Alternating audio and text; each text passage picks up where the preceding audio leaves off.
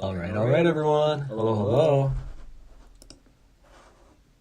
Welcome. As always, let me test out the audio before we really get into this. All right. Hello. Is there an echo? Hold on. Here it is. Okay. Now let's try. Why does this always happen to me, guys? Okay. Now let's try. Yeah, I think this is working. Why is this always happening? Okay. Hi, everyone, and welcome to this weekly Wednesday live stream. I'm Timothy Von Rueden, better known as vonnart online, and I used to do these weekly live streams every Wednesday, but literally I'm only doing two more. So this is my second to last one. Next week will be the final one. And then I am going to take my Wednesdays off to record pre-recorded content. So I'm going to record more tutorials, art advice, things of that nature. So it's kind of a nice farewell, I guess, to doing these weekly live streams. And I'll still probably stream like once a month or whenever like some fun event comes up. Like if I have another giveaway that I want to do, like if I pass whenever I pass 30K on Twitter, I'll do like a 30K giveaway and I'll do a live drawing. I think that'll be fun. But as always, if you want to put where you're watching from, I'll do a quick shout out as we get going today on this drawing. And then we will go to it. Oh, also, if you have any comments or questions while I'm working, please put @vonnart so that I can see it in the chat. And that way, as I'm going between the drawing and my monitor here, I can see the questions that you guys have. Whew. Yeah, it's kind of crazy here. We have, obviously it's a holiday weekend in the States, and it's a crazy busy one for me as well. And I'm running my big family turkey bowl, which is like a bowling event on Friday. And it's kind of wrangling like almost under 50 people for bowling and making sure the lanes are all good. And I'm kind of hectic and frantically trying to get that all set up so that it works all right. But besides that, things have been really good here, and I just started Bloodborne, and it is phenomenal. Have been having a lot of fun with that game. I finished Final Fantasy VI, and I'll talk about that later. And I'm just really in a good mindset, especially with art and moving forward. And I think making more YouTube videos, I've been wanting to do it for a bit, but I've always never, or I haven't been really able to prioritize it and fit it into my schedule the way that I would like to. And that's why I'm using Wednesdays now for that. Hey, Barbara. Hey, Oscar. Hello. Two of my wonderful Patreon backers. Ruin Wonderland. Hello. The One Art Guy. Antonius from Massachusetts. Hello. I mean, like I said, I'll still do live streams from time to time, but I think the weekly one, replacing that day or today with being able to just wake up and instantly get into the mindset of, okay, I'm going to record a tutorial or I'm going to record like business advice for how to be stable and financially independent as an artist. I think it'll just be easier for me to get into that mindset and then click record and then get a new video out. I for sure want to do one a month. I feel like that's bare minimum for my goal. But if I have these longer, especially tutorial ones, it might be like one a month. But I think the ones where I'm just like, talking off the cuff and giving art advice or whatever that is, I think those will be easier to make faster. So anyways, what am I doing today? I'm going to be drawing and finishing this drawing. Let me move it down a bit.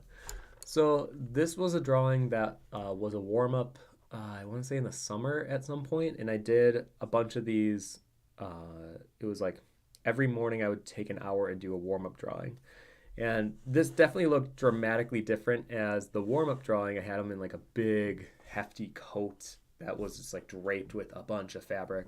And as I was working the drawing, I created more of like this, I don't know what I would even call this, but I was just kind of letting my imagination run away with it. And sometimes when I let pieces organically grow, I get these very nonsensical, kind of over-the-top fashion design moments. I wouldn't call them avant-garde because I don't know if this would even be considered fashion. It's definitely like gaudy, but I think I like that aesthetic, especially in a fantastical setting. And I think with characters like this, I like seeing a motif of a character I've never seen before. So like I've never really seen a mushroom sorcerer that didn't just look like someone dressed as a mushroom.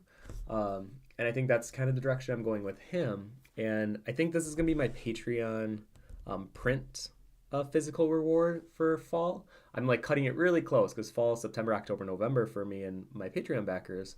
And I really want to do a physical reward every season. And I was going to do a Halloween themed one, but it ran away with me and I didn't really like my Drawtober entries as much as I wanted to. And I was going to make that the print, but I think instead I'm going to make this a print and I'm going to make it like a nice little 8x10 print and I'm going to gold all of them and sign them off. So I have to get this done sooner than later. So I have the right side kind of done. I like playing with the negative space of the mushrooms and I like the idea of the detail and the very heavy centric of high contrast and little line points in the center being a direct contrast to these mushrooms, which are just voided negative space, and they kind of set the scene around him. And I feel like it makes him look more detailed because of the contrast being so adjacent to one another. So the things that I really want to do on the stream is I do want to add in the hands. I want one of his hands holding, there's like a staff. Yeah, let me move up. There's like a staff that he holds right behind him here. And I want his hand to go in front of the staff here. And I'll kind of show you how to take a reference photo and just use yourself as a reference. And then do the arm and hand over here. And then I think just doing some detailing work. I mean, we'll see how far we get on the stream, but that's kind of my plan. And then I might do some like background squiggle work. That's still up for debate there. But overall, yeah, I should have this done in the next couple days, and then I'll post on Patreon the update. I did just do a live critique stream yesterday, and I do that also once a season. So if you are interested in any of what I just said, my Patreon link is below. Hey, Jens from Denmark, hello, hello.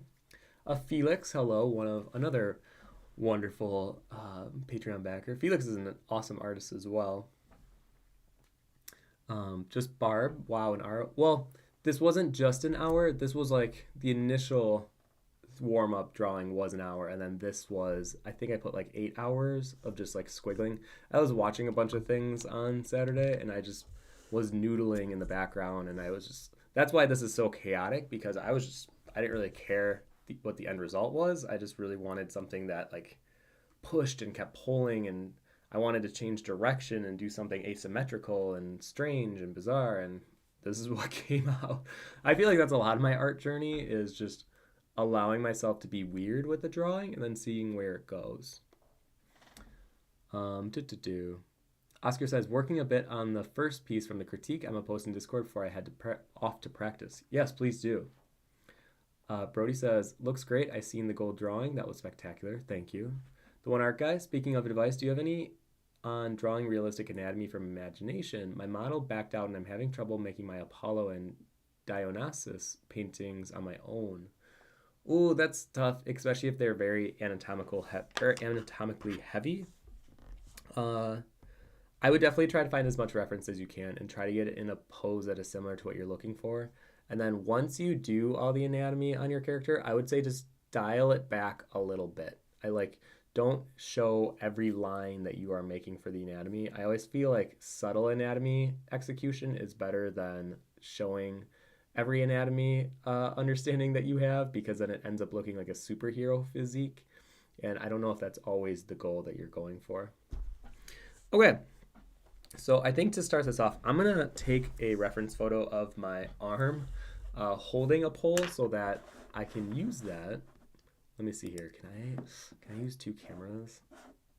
Oh, I can. Oh, weird. Okay, I have Photo Booth open on my screen, but it's also my camera for OBS. So let me get, where's a pole I could hold?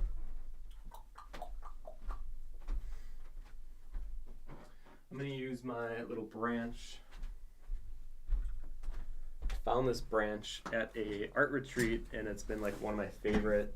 I just feel like it's very magical looking. It's all gray, but then on the inside has this like dusted yellow dandelion color. I've just always loved it. I always just feel like this is such a powerful staff and wand. And also things that are this skinny, I always feel like I'm drawing a Muka influence, because he always draws his characters holding thinner objects, and the way that he positions his hand are really cool. But let me see, what do I need? I need him, so it's in front of the pole, and then holding it. Let's see, I think I want him doing. So whenever you're taking reference, oh, I guess it's behind his shoulder. I was talking about this on the critique yesterday, actually. You want to actually do the pose yourself to make sure it feels comfortable. Otherwise, it could just be a really strange position that you're doing. Okay, this feels pretty good. I think I'm going to do, let's do a pinky out. Should I do, I think I'm going to do more like this.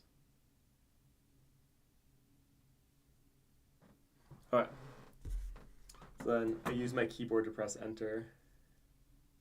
Let's see, it's more like. Beautiful. Okay.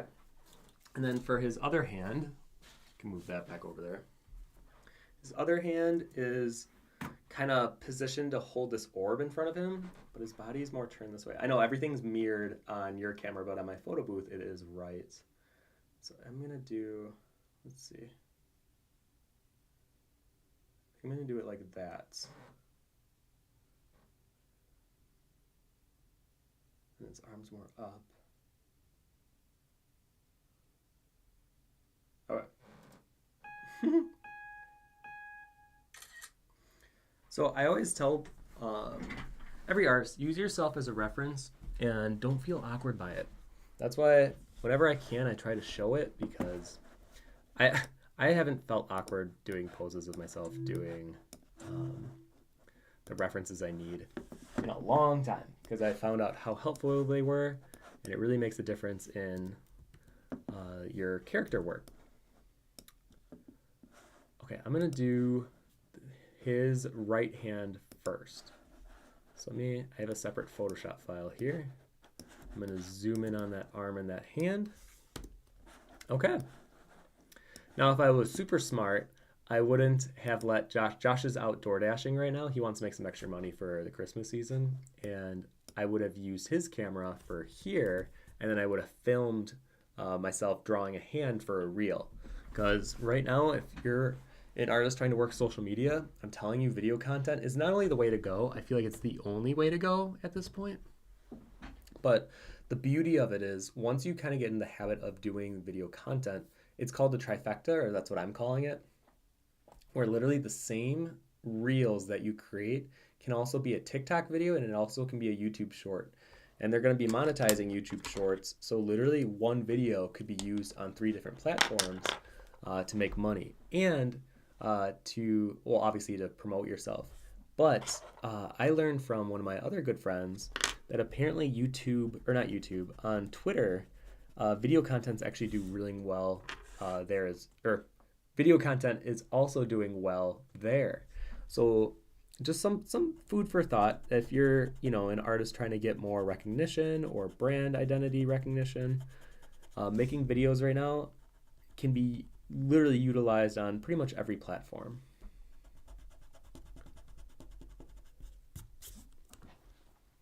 Okay, let's see here. So I'm going to draw with a 3H pencil first, and don't mind the bite marks, those are not mine. My cat sometimes likes to bite the pencil when I'm not in the room. So let's see here. I'm going to draw the arm first. So normally I just kind of roughly draw the shapes out.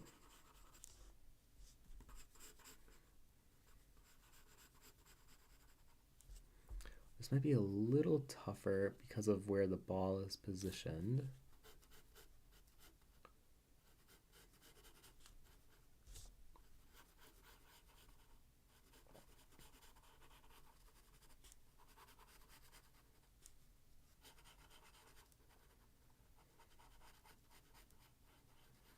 Actually, I kind of like this new hand. The old one was a little too aggressive.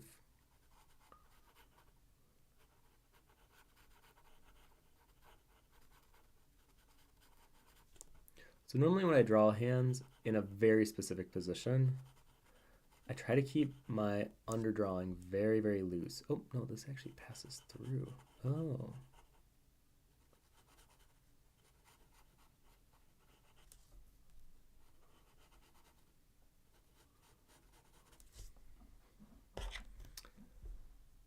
Let's see here. Oscar said, by the way, I'm glad you finally started playing Bloodborne. Been nagging about it since forever. It is an aesthetic masterpiece, and the whole world lore and ambience is just pinnacle of dark art. It is so lovely. I love Bloodborne. I was so bad at Elden Ring, but I loved Elden Ring, and it was like this weird journey going through it of like being kind of bad at the game, but also loving it like extensively. And it was an interesting playthrough for me because I was a mage and I was playing more kind of scared and more back. Everything kind of intimidated me to want to go up and fight.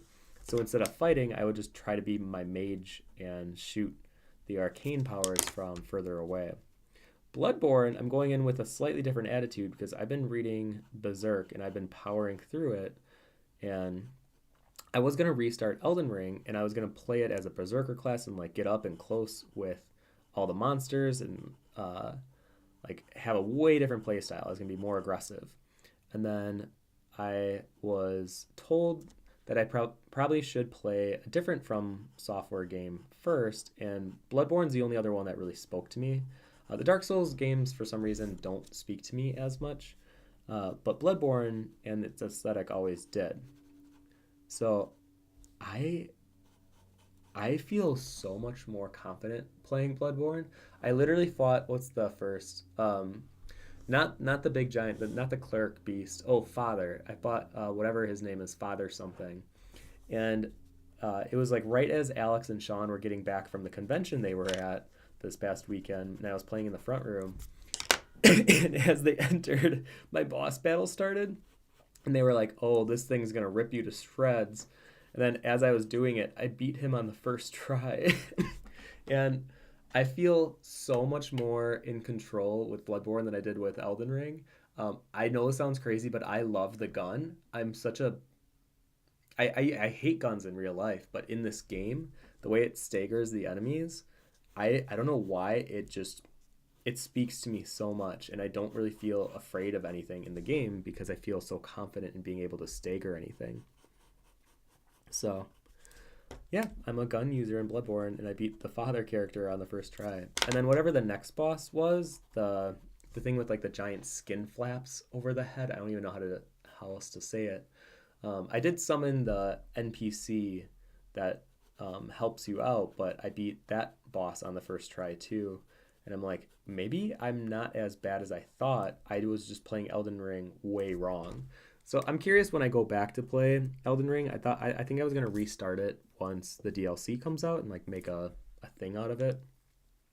You know what? This hand's too short. I'm gonna make it. Boop.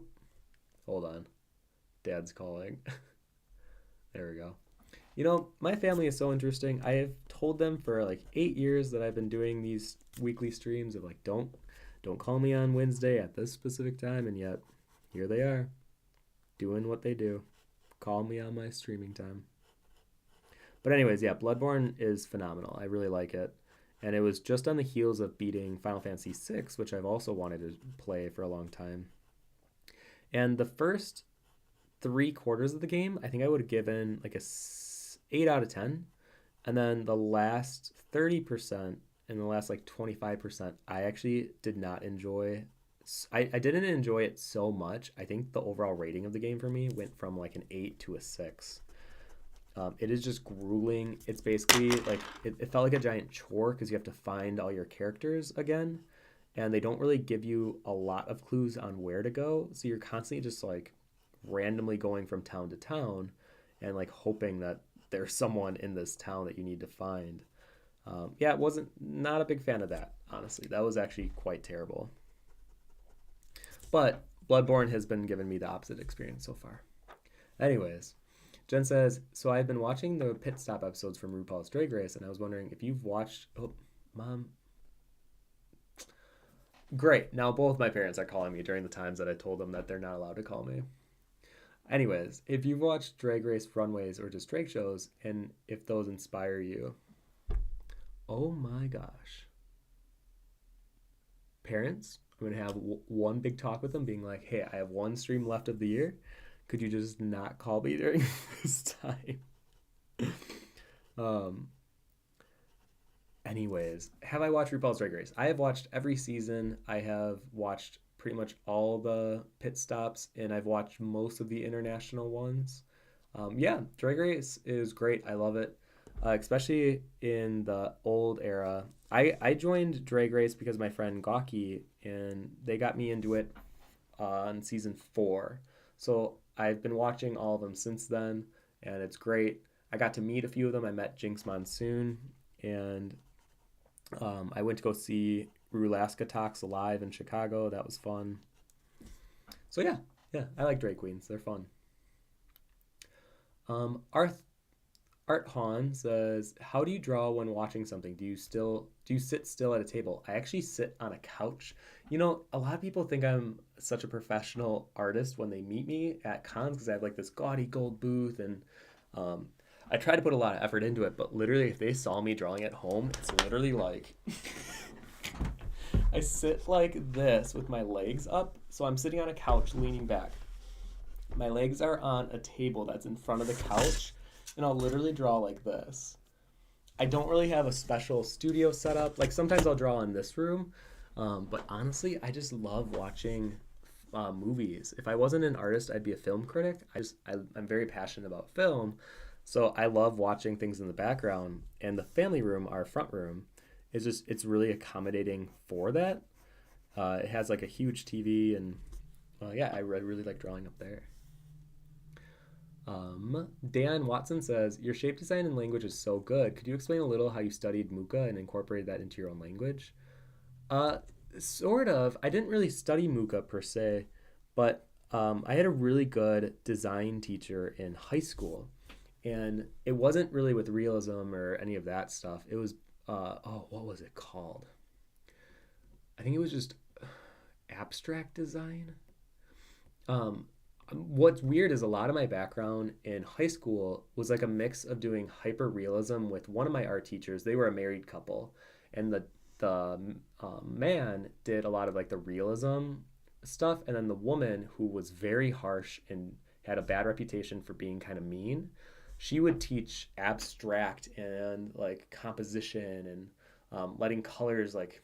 She was the one that inspired me to work with watercolor, but not in the way that you would think. It was very much like splashing it on the paper and like blowing it and putting your fingers onto the paper and like spreading it around and seeing the composition and let it grow organically.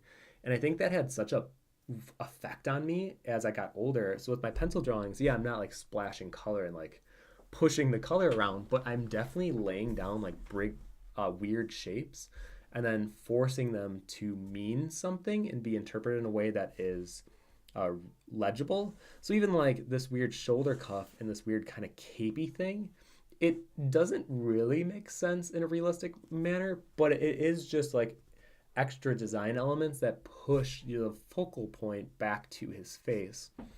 And I guess Muka has more of a. I mean, I love Muka. Don't get me wrong, but I think I try to stay away from doing like if I did another ring within this halo here, up here, and did like the circle things that he does where it gets bigger circle and then smaller down, I almost feel like I wouldn't be inspired at that point. It kind of feels like I'm just ripping it off and I'm kind of doing a, what's that called? Not, I don't want to say tacky, derivative. I feel like I'd be doing a derivative piece of his rather than it being feeling inspired. Like I'm always happy when people say that they feel like my work is very Muka-esque. I've had some people even say I'm like a modern Muka at shows, and I'm like, don't stroke the ego. That can only go the wrong way. But if too many people start saying that, then I feel like I'm being derivative and I'm not finding my own voice, and that's why I think I try to stay away from. I did one. Is it behind me? Should be. Oh, you guys can't see it, but I did this lunar mermaid, and it had the triple circle behind it because that's when I first like really was getting into Muka. And then all my Instagram comments were about how it looks like Muka. And then I haven't done a triple circle motif like that since. It was like, okay, I'm glad I got to dip my toe into the Muka pool, but I still want to have my own voice. And I think artists should be aware of when they're overstepping into someone else's territory. Not because they're not allowed to, but just because they might be drowning their own voice in the process. So yeah, I would think when you're trying to, I guess the original question is, how did I take what Muka did and influence that in my work? I could see him having fun with going overboard, being decadent, being too much. And then he would like confine it in the end, and he would have like very negative space backgrounds, or he would play with those elements. And I've always found that very interesting as well. One art guy says, my goal is to have these fully rendered gods against a graphite background and framing devices. My personal style is basically me screwing around with depth and dimensions. Yep. I think that's great, actually. Jen says, Bloodborne was Soul Series' first foray into quick gameplay and counter attacking. You know what's been crazy is the more I've been telling people I'm playing Bloodborne, I'm just making so many more connections online. Similar to when I started telling people I was reading Berserk, so many people wanted to ask me questions and like give their input on what they thought the story was. And it's kind of this beautiful connecting thing with people. Well, thank you, Ari, for subscribing. Or Ari, one of the two. Thank you. And I'm finding out that the Bloodborne fan base is like very strong. It is very dedicated. They love the game. And I think I might end up being one of those people because I think I equally am on board with like, I love this game. I think it's so good.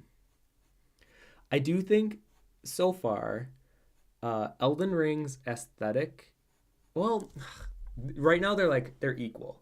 We'll see where Bloodborne goes because I'm a super Halloween nut, and I know that I'm totally interpreting this in my own delusional way. But I created a character who I consider a professor, and he got turned into a vampire, and now he lives in this weird Halloween world. And we are fighting werewolves and zombies in my mind. And the big, shackled, sheeted creatures in my mind are specters or ghosts. And then when you go to this church, there's this caped, like, long-fingered witch-looking creature. And to me, that is the witch. And then then some of the bosses that you've been fighting so far are werewolves. Oh, and then these big ogre-esque looking things on the streets to me are Frankenstein. So I know I'm delusional and I know that's not actually the story, but I actually am creating this beautiful experience because in my mind I feel like I'm just in this Halloween world and it's amazing. I'm just having such a good time with it.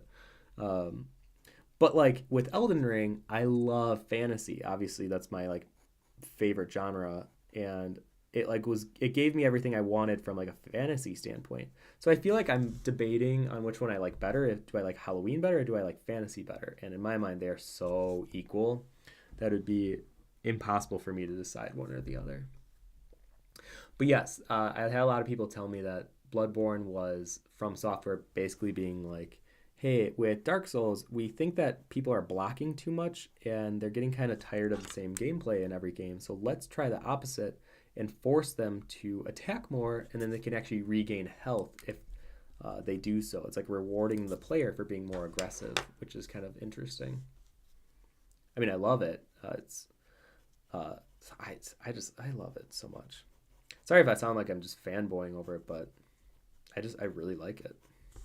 I feel like that Marge Simpson meme where it's just like, I just like it.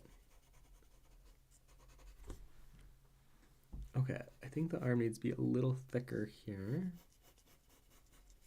Let me actually look at the drawing that I'm doing. I might put a mushroom here. I do think I'm going to do a fan art piece of Bloodborne. I really don't do fan art that often, but I feel like something has to really affect me, or I really have to find a reason to want to do one. But I think that's going to be my Patreon print for the winter, is I'm going to do a really fun Bloodborne piece and then send them off to all my Patreon backers.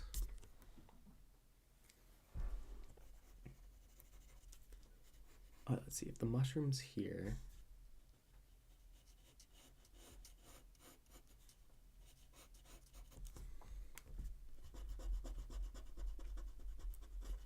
It's been interesting playing with the mushrooms as negative space because I have to be very aware of where I'm adding them and making sure that it still reads well when I pull away.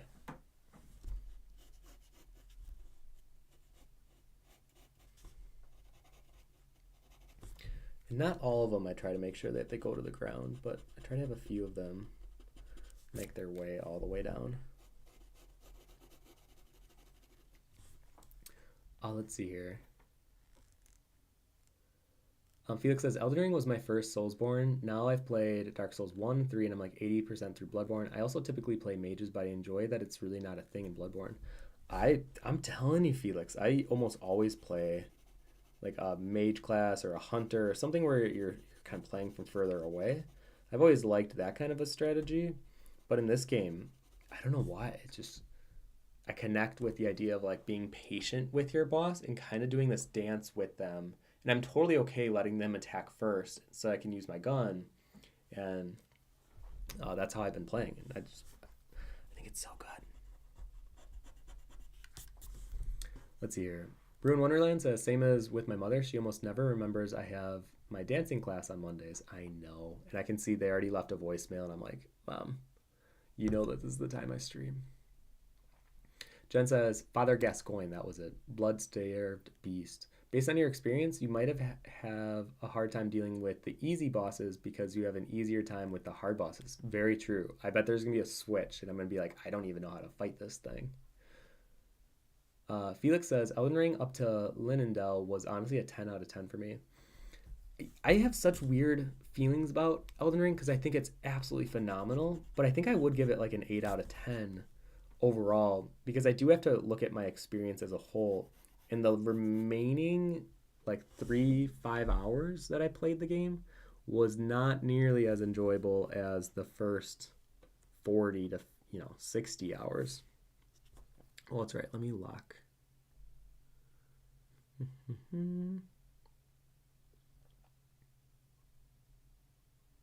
Whoa. Did that lock it? Oh, weird. I think it locked it.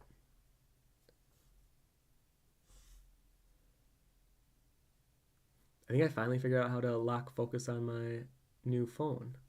Well, that's nice. Let's see here. Jen says, or maybe you are just a pro. I doubt that, but I definitely am having more fun with it gameplay-wise than I did with Elden Ring. I struggled so hard in Elden Ring. But it was also my first From game. So understandably, it was a little weirder for me to adjust to it.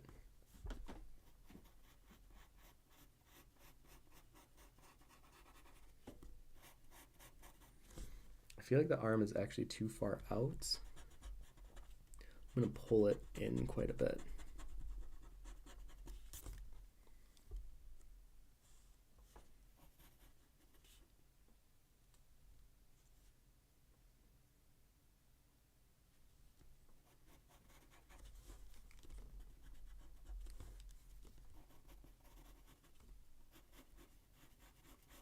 Actually, no, it felt better out.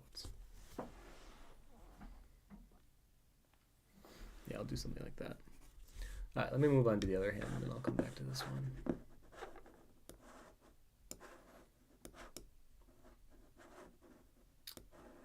Okay, so for this one, I have to have him holding the staff. Hi, Casper.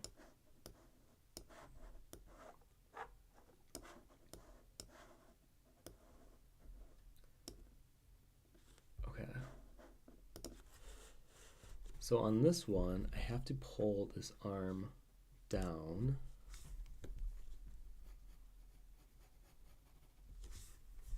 Oh, hi, baby boy. Hi, yeah, I'm streaming. I know everyone in the family wants to interrupt while I'm streaming. Yeah, that's my camera. You remember I do this every Wednesday? Oh, Casper. Let's see, where are the comments here? Barb says, love that, love where you're going with that. Are you what in relation to what? Oh, one art guy. Graphic, not graphite. My bad. Sometimes when I quick read on the stream, it does me a disservice. Hi, Gasper. I need to see where I'm drawing. Can you move your butt?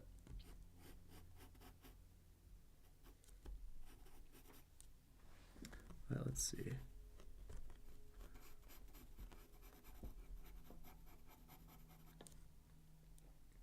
You know, I think I might make his hands a little larger than life. Originally, I was going to do kind of these more petite hands, but I kind of like the idea of extending them a little longer because I feel like his whole body is a little longer.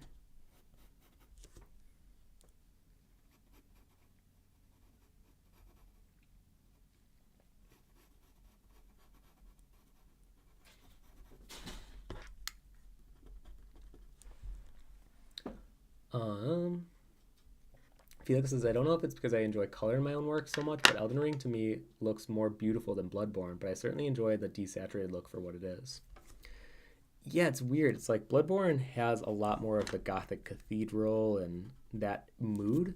So there is a lot of detail to be had within it, but I think there were moments in Elden Ring that were just so gorgeous. But I also am only like, what, 5-6 hours into Bloodborne. So like I feel weird comparing the two right now until I actually get further because I have no idea what a lot of the other zones in Bloodborne even look like yet.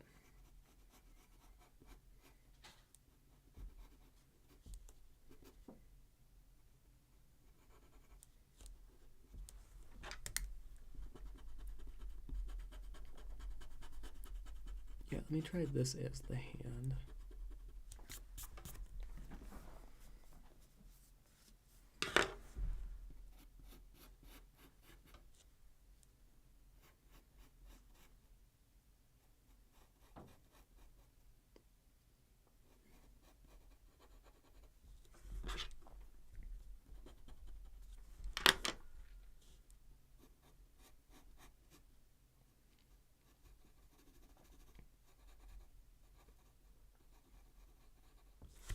Okay, then the staff is going to come out.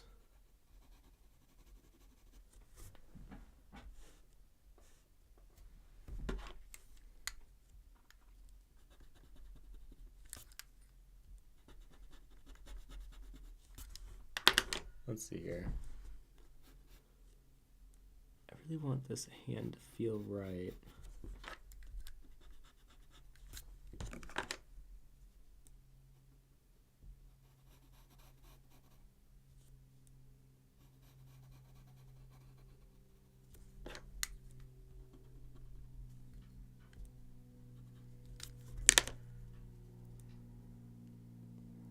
Oh, that's why this is too long. It's like something looks way off. So normally when I know I'm going to draw a character with like gloves or something that they're going to be adorning their hand, or like it's going to be over the hand anyways, I try not to over detail them and just give a base of what the hand I know needs to look like. Like that. Then you know what? I think I might make the other hand. Let me make sure you guys can see this. Just a tad longer. I might make those fingers just a little longer. But anyways, where was I? Ron says, do you love Lovecraftian horror? Early game Bloodborne is very gothic horror, but later on it suddenly turns into cosmic, elder, arcane insanity. Admittedly, I am not a fan of Lovecraftian. I am curious what that even means. That kind of makes me sad if it actually goes that direction. Sci-fi is like my least favorite subject matter. I mean, I guess cosmic, it usually just leans, it like leans too sci-fi for me. And like I hate games that like try to exploit the parallel universe stuff. I think some things do it right. Like I think Rick and Morty does it very well. And what was the other thing? And like I think if you're taking a more serious tone with it, like I think Interstellar did a good job with it. But most things that I watch that try to do it or play, I really don't like it. I'm sorry if anyone liked Bioshock Infinite, but I really did not care for that one at all. And then when you find out the twist, oh, you can imagine my disappointment. I was so upset with it. It kind of almost ruined wanting me to ever play the first Bioshock game, knowing what the twist is. And I feel like that's I know for some people it's probably a great twist. For me, it like ruined it. And I feel like that's the risk of doing such a big twist in your narratives. And I feel that way about most of like M. Night Shyamalan movies is if when you learn the twist, if it doesn't improve upon the experience, it usually ruins the experience as a whole. So don't spoil anything, but I'm curious what you meant by that comment. Let's see here. Felix says, I also want to do Bloodborne fan art, but I haven't decided what to do yet. Betty Yang has already done the Ultimate Doll and Maria fan art. I'd have to check. Although I don't want to ruin anything for myself, so I'm like avoiding looking at anything. It's the same thing for, what am I reading? Berserk. I can't look up anything because I don't want anything to be spoiled for me. So I've been like avoiding even like looking up fan art because of that reason.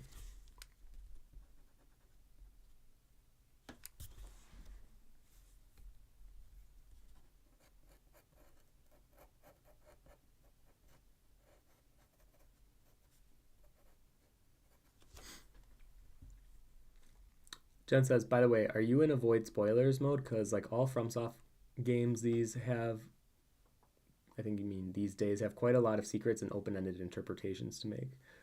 Yes, I am totally in avoid spoiler mode. That one guy says, also, have you seen the new Wednesday Addams show on Netflix yet? I haven't, so no spoilers, anyone, or I will hunt you down. No, I probably won't watch it. I'm just not the biggest fan of like remakes or rehashes, and I think the way that I want to remember Wednesday Addams was the old one with Christina Ricci. I thought that to me will like forever be the Wednesday Addams. I hope it's good though, but it kind of gives off that like new Tim Burton feel that I'm not really a fan of at all. He used to be such an influence on a lot of, I think, millennials, especially growing up, but I would say the last 15 years has been rough. And I think there was a debate with a lot of people on if you like the new Alice in Wonderland and the series and where it went, then you'll like the remainder of his movies. But if you didn't like Alice in Wonderland, everything past that point you probably hated. And I was kind of one of those people. Let's see here. Felix says, it's not really alien in sci-fi terms. It's alien, aka weird, deformed god. Oh, that I can do. Okay, that I can do because in my mind that's still fantasy or like fantastical. Oh, why? Oh, my camera's doing that again. Hold on. Here I thought I figured out the focus.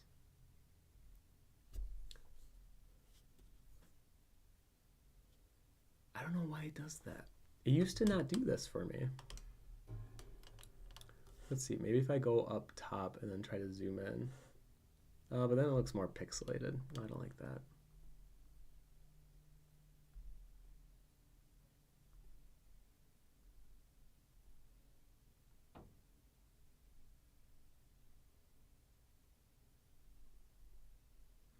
I don't know why.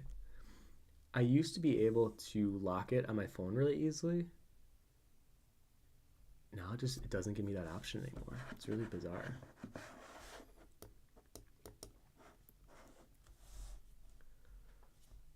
Okay, I feel pretty good about that. So I'll probably give him some. Actually, I kind of like his hands being more blank. No, I'll try adding value and see how we like that. Oscar says, I've posted the edit from the critique and stream follow along. It's almost too good. How am I going to be able to keep that standard throughout all illustrations? just remember that things are only as difficult as you convince yourself that they are. So if you were able to get that illustration to the level of quality that you like, you definitely can do the rest. And yeah, you might have to put some extra time in it, but the more that you do it, you will get faster, and you will eventually find that speed and I think that efficiency that you're looking for to make the whole comment that you want to make. You've got this, Oscar. Felix, Bioshock Infinite ending is just peak stupid. I was so upset at that ending, guys.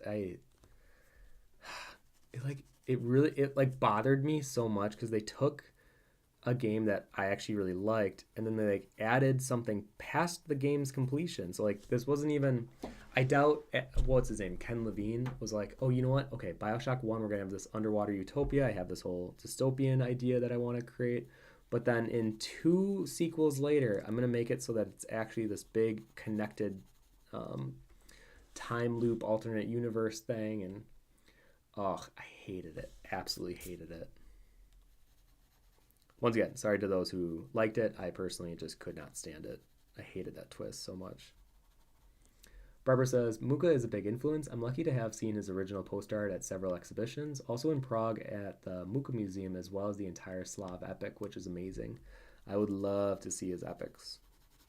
For those of you who don't know, Muka is more known for his like poster work and his advertising work, and obviously the big circle design illustrations that he does. But I personally think he's one of the best hand artists in the world that I feel like doesn't get talked about enough. But he also created these giant epic masterpieces that are these paintings that are larger than life, like super big, like wall-sized art, and they're incredible.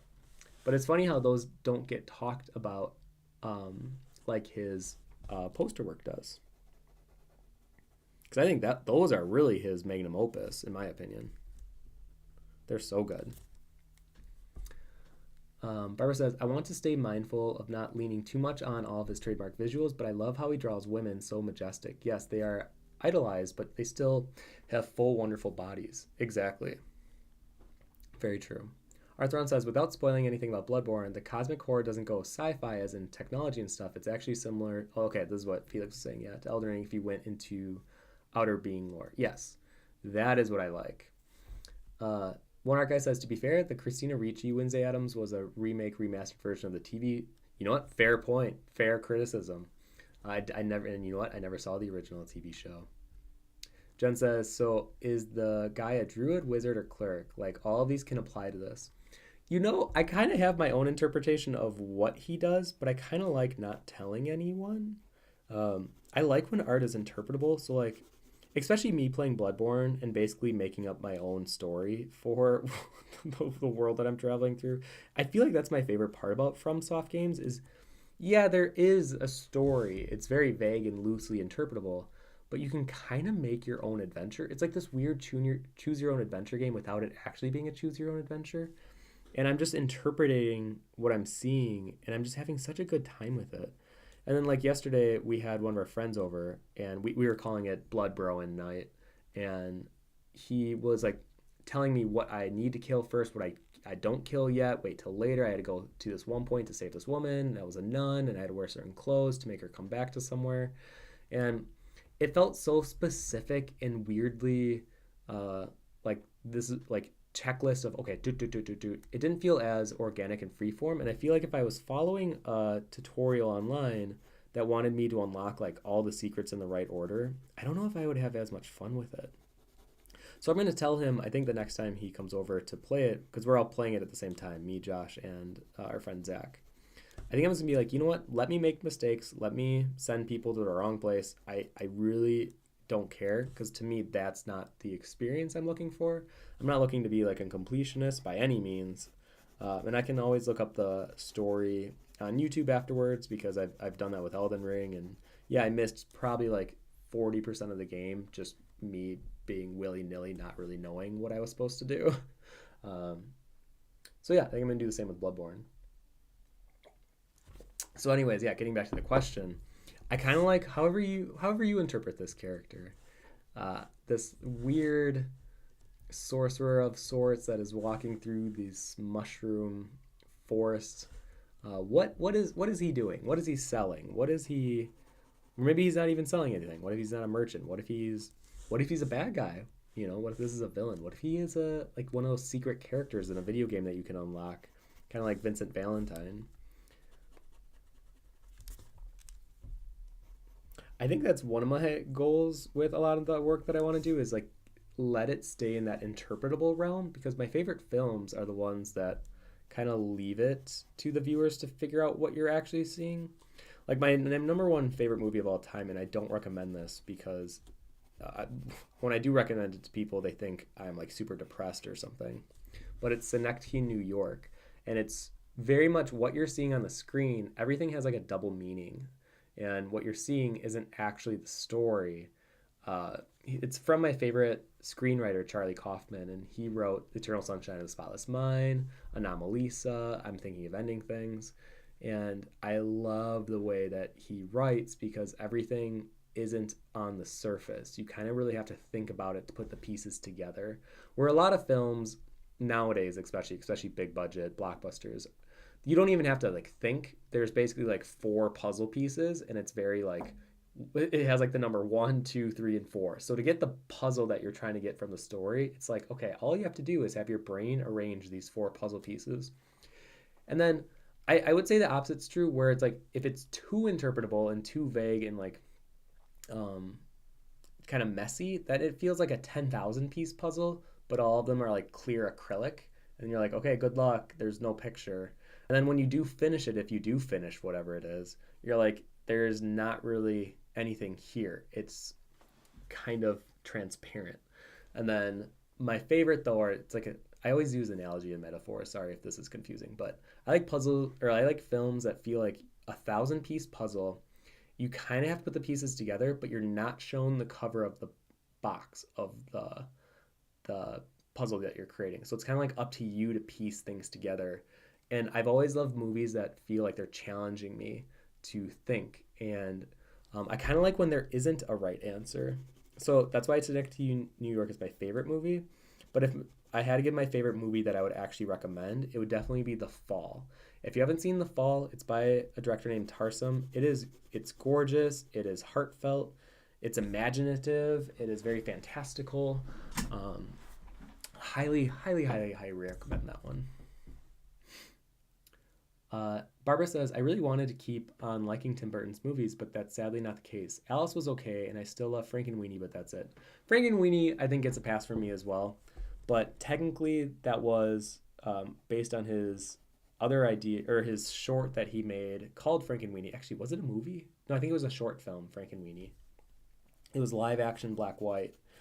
And yeah, I thought Frankenweenie was fine. For what it was good. But like watching that new Dumbo felt terrible. And it was kind of funny how he mentioned, actually, it was like a couple months ago, I think, where he said that's the reason he left Disney because he felt like Dumbo working on Dumbo. And he felt like Disney was the carnival kind of like whipping him to do what they wanted him to do. So I'm curious if maybe now that he's off the Disney leash, like what he creates, I'll be very curious.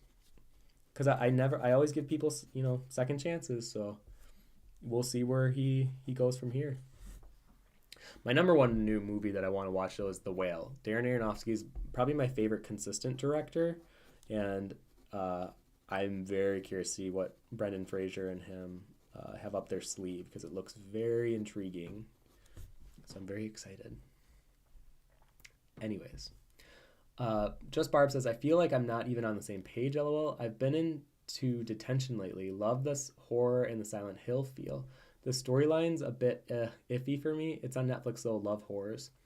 I watch a lot of horror in September and October every year. So I feel like weirdly an expert on horror, even though it's probably my least favorite genre.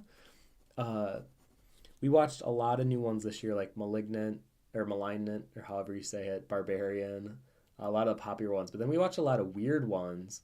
I'm trying to think if there's one that stands out to me. I watched a lot of those kind of cringy 80s horror. And then I saw a lot of the ones that were like cult classics that I've never seen, like American Psycho. So it was an interesting year for me. Oh, I watched The Love Witch. That was kind of fun. I haven't seen like a Technicolor film that was filmed in recent years that looked older, so that was kind of fun. Let's see here. Felix says, by the way, I watched the first episode of 1899 on Netflix and really enjoyed it. Finally, a German production that is not complete garbage. I don't know if I've ever even heard of that one. I'd have to look into that. Jen says, which kind of art critiques are easiest for you, and what kind of art do you like reacting to? Oh, I feel like what kind of art critiques are easiest for me? The easiest? I think the easiest I would have to say is when I can definitely see something that feels off, in my opinion, and I'm able to give feedback that I feel like will correct the issue quite easily. So I guess the easiest critique is one where I can easily see and identify the issue and then give feedback based on that. My favorite kind of critique, though, is when someone feels like they're not injecting enough of themselves into it, and then when I look at their work, I'll ask them questions about their work and why they do it.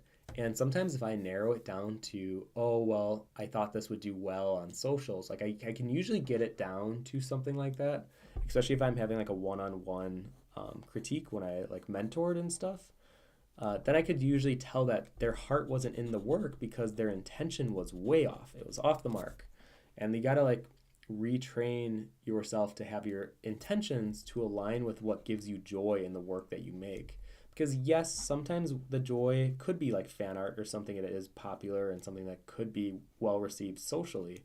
But if that's not what gives you joy, then it'll just feel grueling and draining doing whatever art that you're trying to do for reasons that are not even in alignment with what you like doing. So that's my favorite. And then what kind of art do I like reacting to? Something that makes me say, wow, I haven't seen something like that before. I like art that really gives me that visceral, like, ooh, you get that feeling of like, wow, that's an interesting way to interpret that. Casper. He gets really bored when I'm live streaming because I don't give him attention, and he gets kind of jealous. Sorry, Casper. Ink Static, hello. I prefer the Frankenweenie, the short. Same here. I actually like the short better. Arthron. Sorry, I keep mispronouncing your name. Is it Arthron or Arthron? Arthron. I'm gonna say Arthron. Let me know if that's right. Did you like the Green Knight from last year? I really liked the visuals and overall themes, as I interpreted them at least. How did you interpret the ending? Love the visuals. I think it is one of those movies that I would prefer watching while working on something, because I personally did not care for the narrative that much. I actually found it to be quite a like, okay, let's get it going, but it just felt like it was trying to be smart when it didn't feel, it felt more surface to me. But aesthetically, I think it's wonderful. I would watch it over and over again just for the visuals. There are some shots in it that are some of the best shots I've seen in cinema. And if you've seen it, you kind of know what I'm talking about. But I did not really care for the story that much. And I do think the ending, I don't think this is really a spoiler. I'll just say, I think he dies. Yeah, we'll keep it at that. Or, you know what, I can't even say anything more about, because then we're entering spoiler territory. So I won't say anything besides that. Because I won't say who I'm thinking dies. I'll just say I think he actually dies. Let's see here. One Art Guy. I'm weird in that I find things to like about a show or movies. Like Rings of Power, most Tolkien fans are ripping a new one, like, ooh, pretty visuals that I can use. I like the Rings of Power. I don't know why people are so down on it. I will say sometimes the child acting gets a little off. I think it's a little cringy at times. But I think it more than makes up for it in some of the powerful elements it has. Like the way, I don't know who the new wizard is. I'm interpreting that as Gandalf. I love the way they're depicting him and how he fell from the sky. And he's like this very mystical, doesn't really speak. And he's like learning this world that even though he has powers and clearly an understanding, but I don't know. I really like the way they're doing him. And I like a lot of the dwarves and the dwarf city. Now, mind you, I've only seen 4 episodes, so I don't know if it gets worse, but I like that the show feels like it has consequences. There are times where when the humans are in that one city and he'll like do the badass thing and be like, "Oh, I'm cornered by 5 guys and oh, I'm going to show you how bad I am and I'm going to kick all your ass." And then he does it and then immediately he gets like caught and in trouble and then imprisoned for it. And I'm like, you know, you don't really see that a lot nowadays where like you'll root for a hero to take an action or not even rooting, just watching a hero do like hero stuff and then kind of get away with it. Where in this show they're like, no, if you do your hero stuff, you might get in trouble because it's not ethically moral. Or in the one scene, my favorite so far has been who is the elf, the darker skinned elf? I forgot his name, but he gets captured at one point, and there's a point where they're trying to escape from these dwarfs or these goblins or I forgot what they're called, orcs, and which, mind you, is some of the best makeup and visual effects I have seen in many years with actual practical makeup and prosthetics. It is phenomenal. But anyways, as they're trying to escape, the captain he makes it so that the captain of these elves are able to like get out of this trench, and then immediately as he gets out, it's like this big heroic battle against these orcs, and you think, oh my gosh, he's gonna escape. As he gets above, you see that there are just a bunch of other orcs, and he shoots the captain down, and the captain dies, and the dread you feel from that is so real because you're so used to fantasy and modern blockbusters and things that have big budgets to kind of go in more cliche directions. But I actually feel like this one is giving consequence to these these characters trying to do heroic acts. And I don't know why that is resonating with me so much. I hope it keeps up this level of performance that it has been so far. Like I said, there are some cringy moments for sure, but overall, I would say I actually really enjoy it. Yeah. But I do love that you see it as when I go into a movie or a TV show, I want to look for what I like. I think sadly, I've conditioned my brain to do the opposite. I don't always mean to, but what's really nice is when I do get lost in a show or a movie or a game, I am like there 100%. My sense of critique is so low because I'm just like I'm in the moment. I'm feeling whatever feeling they're trying to have the audience feel, and I love it. Ruin Wonderland. If you like movies that challenge you to think, watch Stay. I don't know if I know Stay. Let me do a quick Google. Stay film. Oh, it's an older one. No, I have not seen Stay. I don't even know if I've heard of Stay. And it's weird because I love Ian McGregor. Huh. I will have to give that one a watch. Thank you for the suggestion. Hello, Winterlust. So there's been too many people around underestimating art quite a bit. Advice dealing with it when you're also trying to build up your own art confidence. Too many people around underestimating art. Is this in relation to how AI is changing the way that the conversation is moving with how people see art? Because I definitely see people moving into the art as more of a commodity. But if you talk to artists that are really committed to what they do and love what they do, honestly, nothing changes really. Like, yeah, other people will be using it, and there's a lot of trouble with like the lawsuit and copyright infringement and people feeling like their style is being ripped from them. Those are real issues for sure. But if you love doing art and you've always had good intentions about why you make the art, I just feel like it won't be that bad. And if you're feeling like too many people are underestimating art, let them do that. Because I think it is not our job to convince them that art is this powerful tool and it creates bridges that connect us to other people to also like visit. I like Justin Gerard, phenomenal artist. He told me a long time ago that the way he sees art is that every person is on their own little island, and art is literally building a bridge to other people's islands so that they can come and visit your island for a little bit before moving back to theirs. And I love that analogy so much because we'll never be able to fully understand other people's islands and how it's maintained and what flora and fauna are growing on there, but we get to experience more of someone else's life and experience on that island, and then we get to take those memories back with us to our own island, and it helps us create bridges to other islands. I mean, obviously this is all a big metaphor, but I've always loved that because then I see art not just as like a means to an end.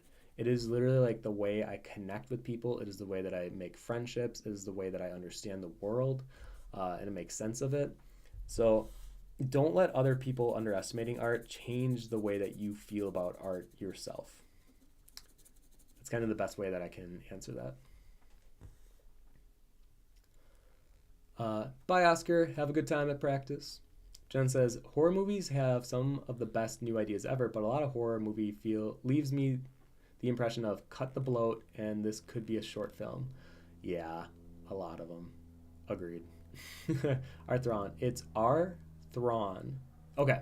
I agree with your interpretation on The Green Knight. Appreciated a fantasy movie that wasn't an obvious Lord of the Rings inspired high fantasy setting. I miss variety in fantasy and sci-fi. I would have agreed with you the last like 10 years for the most part, but I feel like the last couple years I've been really enjoying a lot of fantasy. I think the new Dark Crystal series on Netflix, I thought that was really fun. And then Elden Ring coming out this year, I thought was just phenomenal. It like made me believe in fantasy again. On top of, at that time, I was reading Witch Hat Academia, and that had like this very unique take on how magic works, and it is so good and unique, that I can't complain right now. I'm very happy with the fantasy things that I've been enjoying or watching or reading, whatever it is. And then obviously I'm reading Berserk. I know it's an older fantasy, but I've been loving that too. So I feel spoiled right now with fantasy just because I feel like I've been either introduced to really good ones or I've been just around them. And then on top of everything, I'm playing Bloodborne, which, yeah, has a bit more of a macabre horror fantasy, but still fantasy in my mind. And that's been wonderful. So I think sometimes it takes a little effort on our end to like seek out more fantasy that we're looking for. I do agree with you where it was easier for it to just be made, and mainstream movies that were fantasy, would be different. It would be fun to go. But now I feel like we do kind of have to like search for them a bit more than we used to. So that kind of stinks. But when you find one that you really like, it's really satisfying. Let's see here. One Art Guy, my way of thinking going in is, okay, these parts that I don't like exist and I can't change that. Best I can do is find the things I do like and learn from both.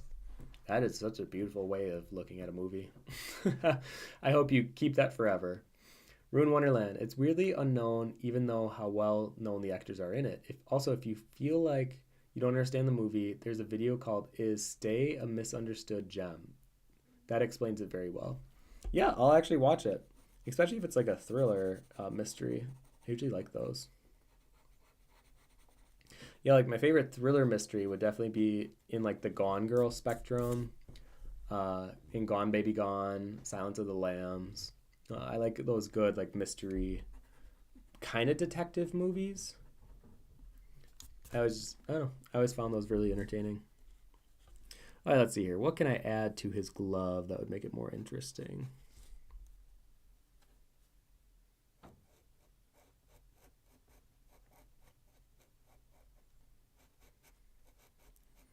Maybe it's like a glove that goes half the arm here.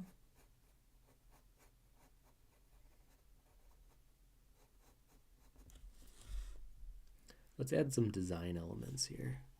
I think it would be kind of fun.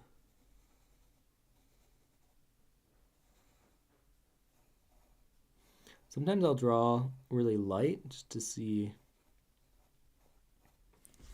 what it would look like. And then if I like it, I'll then start darkening it and then kind of finalizing it. Jen says, Elden Ring and The Lord of the Rings are inspired from the same source. What is the source of Lord of the Rings? You know what's funny is I even watched that Tolkien movie. I know he went to war and he had a addiction to language. But I actually don't know if I know what the origin of inspiration was for Lord of the Rings. Oh, I mixed up Little Witch Academy and Witch Hat Atelier. Sorry, Witch Hat Atelier is what is the thing I've been reading. Art Thrawn says, I agree. I think the variety in fiction is mostly a movies issue. In games, books, comics, other medias, it's much better. I totally agree. Yes. Felix says, I just found this new Photoshop brush set by these Chinese artists, and it is lit. I know we tell beginner artists all the time that brushes don't matter, but I'm super into textured mixture brushes.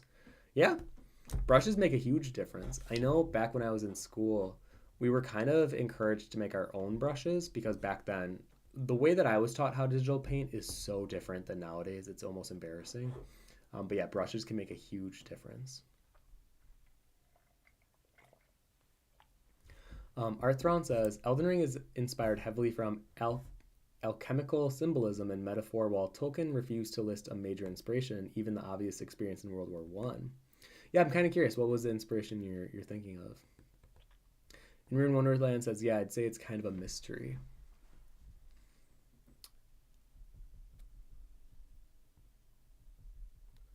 Der Ring des Nibelungen? I don't even know what that is. See, Josh is a big Lord of the Rings nut. He would actually probably know this answer.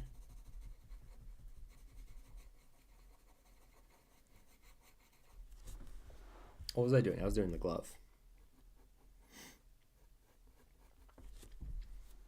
Okay, so like I'm adding little elements like this.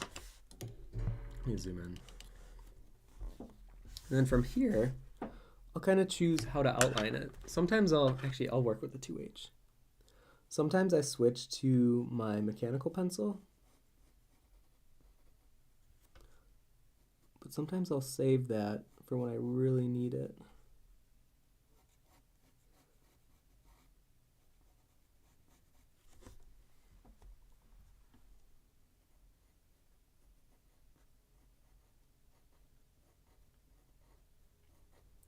But once again, I'm looking at the composition as a whole, and because him as a character is so complex, I want to make sure that if I'm adding things like his hands and arms into the scene, I got to make sure that his hands and arms also read as kind of complex looking.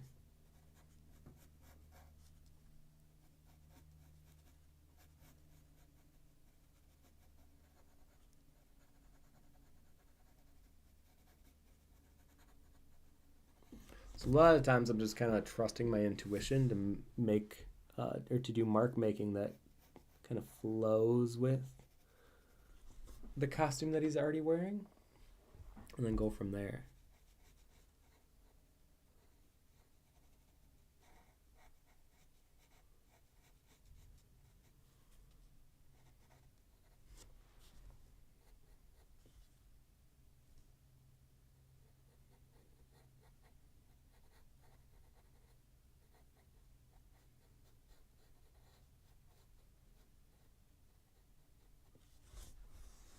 See, maybe a nice little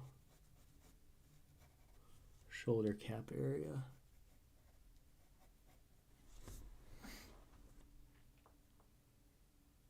Yeah, something like that. I want to do more with the glove.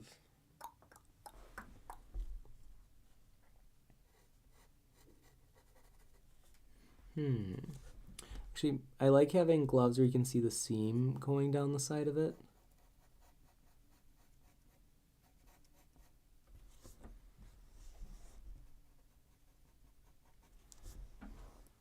Kind of like that.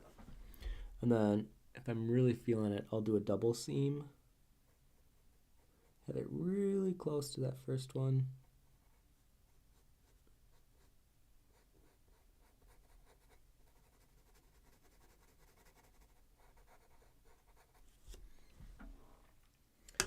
And then I kind of like where it's at right now with the glove, so then I'm going to go in with my 0.2 mechanical pencil and then really add that sharp edge to everything. Barbara says, are you familiar with his Dark Materials, a trilogy of fantasy novels by Philip Pullman? It's a setting almost, but not entirely similar to our world. Great books, and there's a BBC series too. I did hear about it. I think Josh read it, actually. I know nothing more than just that. I do know it is a series. And wasn't there, I feel like there was a newer one based on that, right? Did I see it on Amazon Prime? I feel like I did see it somewhere recently, actually. It was like being advertised.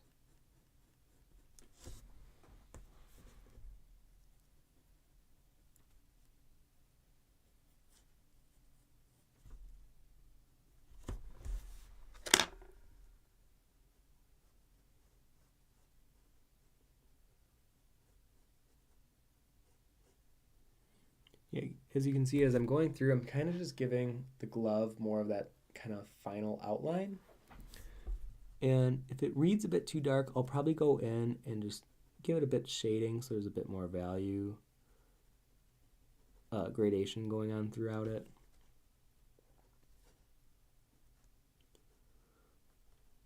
Because of the contrast that is going around the glove, there's definitely a lot of pull to right here because there's nothing in those mushroom areas.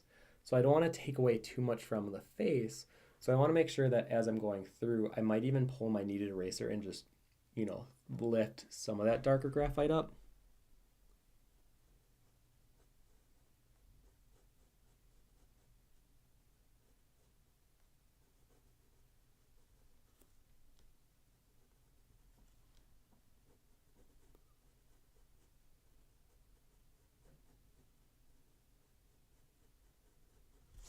And just a nice clean shape around the edge of the hand.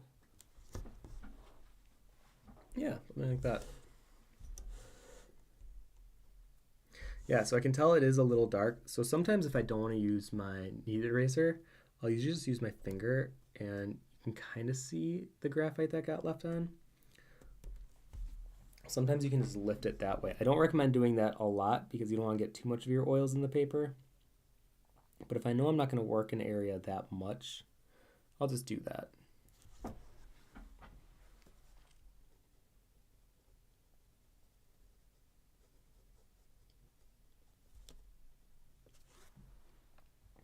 want to make sure that that sphere feels like it's floating right above his finger.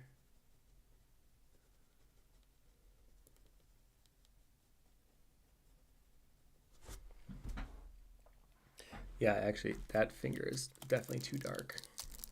I feel like a lot of the attention now is being pulled straight to that finger. Arthron says, Der Ring des Nibelungen was a series of operas, I think, by Wagner about Germanic myths / folk culture. It's a lot about a powerful magic ring and obvious Lord of the Ring parallels. It's old, but you might like it. I literally never even heard of that one. I'd have to do some of my fantasy research. And I'll have to get back to you on that. All right, let's see here.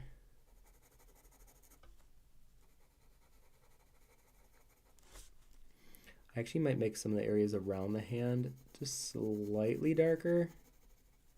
Because right now there's a lot of negative space on this side. And I think it's pulling some of that focus.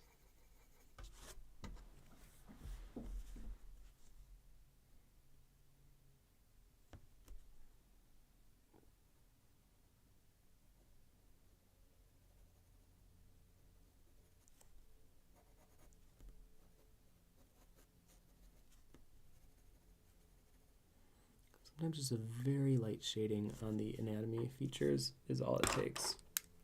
That's something else about Muka, I guess I will say that I really like, is it's very minimal shading, but when there is shading, it's very purposeful.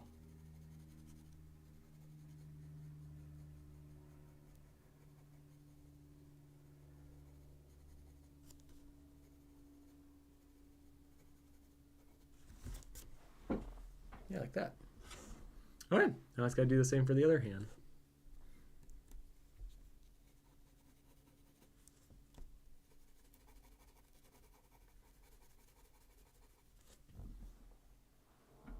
And you know what? I might really quick just add some textile pattern to this. Let me look up interesting textile.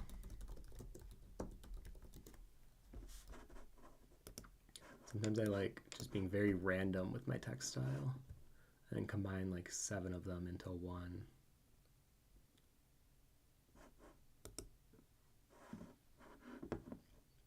as really old wallpaper will do. Oh boy, what are you guys saying?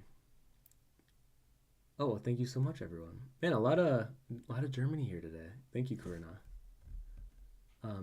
Jen says not a lot of Norse literature left, and I seem to remember that Nibelungen, I'm saying that so wrong, Nibelungen was an interpretation of Norse myths and stories that we no longer have access to.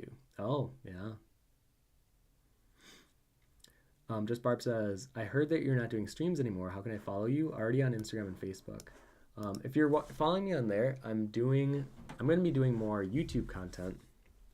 So definitely follow on here if you like more video tutorial art stuff, kind of like what we're doing, but more short form and a lot less of filler talking of me just rambling.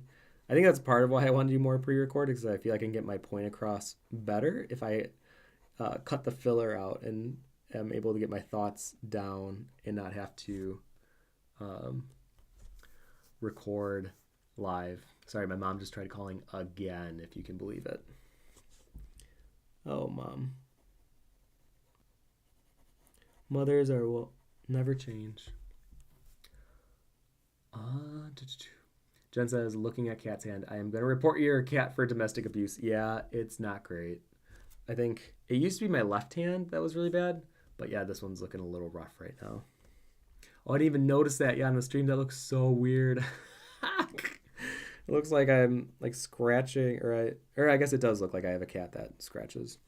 But he really likes to play. It's very, honestly, it really doesn't hurt. It always looks way worse than it actually is. Like, it doesn't actually hurt, but it just looks bad. Yeah, right. I love how you guys are having the discussion about what the origin actually is, and I'm not even aware of any of it. So I'm like, I'm sure one of you can help figure that out.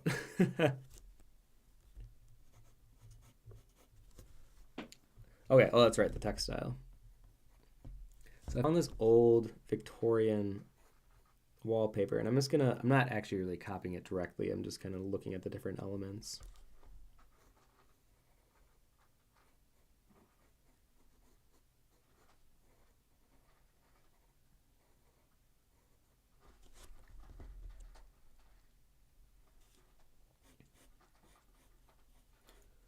So I like a lot of this pattern making.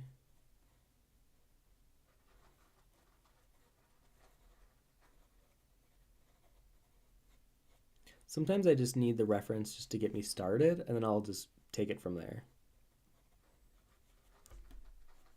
Because once I kind of understand the shape language that the textile maker was going for, I can kind of make my own.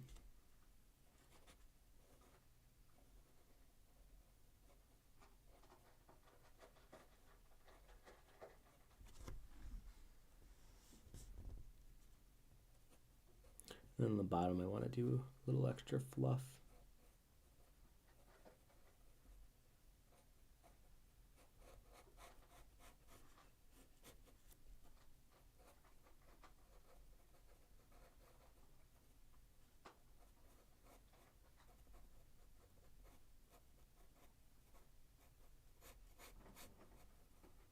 If you hear little ramblings on the floor, Casper is getting all the food that he dropped out of his food bowl. And it's on this like hard surface mat.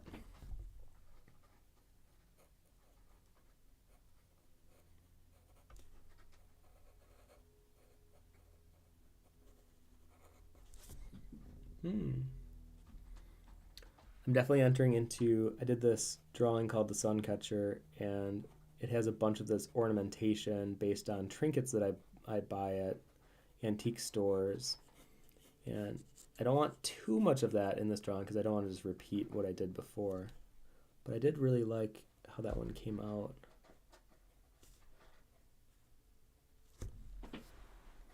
Maybe we'll leave it more like there. Okay, other hand, let's see. I think I want to show more of the knuckles, just a little bit. Actually, let me make, now I'm looking at this, needs to be darker.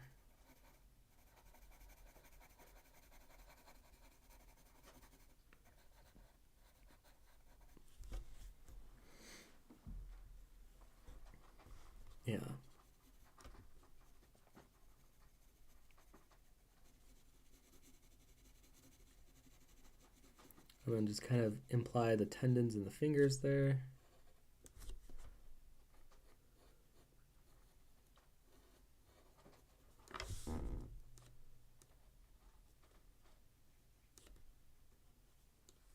Let's see. I do want some kind of a pattern going up his arm here. Actually, maybe I'll stick with the oval pattern that I've been doing. Because I feel like repetition of pattern is actually great for having your character read the same throughout. So once I'm kind of set on a pattern that I like on a character, you'll probably see me repeat it at least 3 times somewhere on the character itself.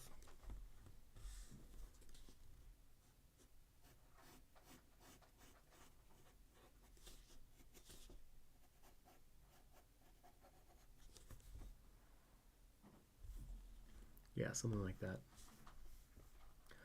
Arthron says, speaking of reference elements, I have so many things to study: figures, hands, feet, textiles, fur, etc. Should I tackle each individually or just slowly work through all?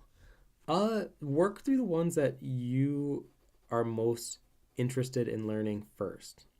I feel like it becomes easier to learn something when you're actually enjoying whatever it is you're creating. So like if you want to do more character work, obviously I would stick with the more character heavy drawings, and then you can kind of put fur on the back burner.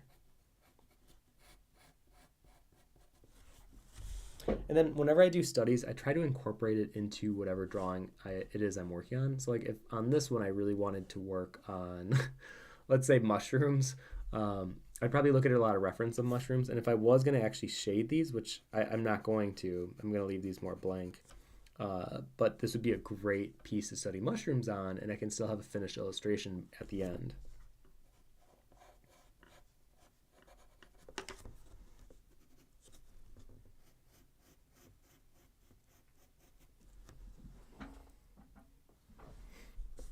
All right, let's see here.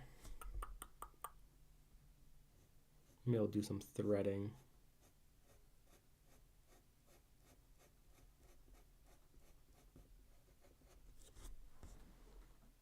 Yeah, and sometimes when I'm doing my design work, I kind of just let it, I mean, I say this all the time, but I just let it kind of just grow organically. What feels right in that moment? Like what decision feels right?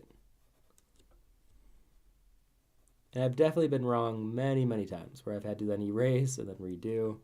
But sometimes I like to just go for it and see what comes out.